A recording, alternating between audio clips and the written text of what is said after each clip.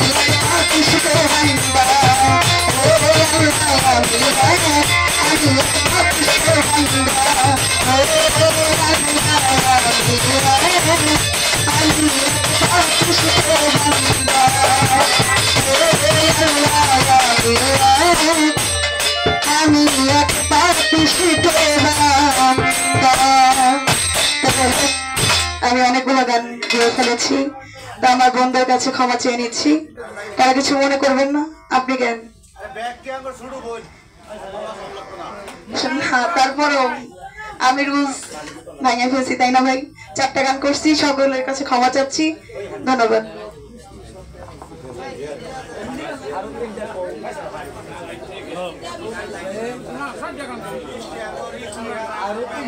সমস্যা আছে আমরা খালি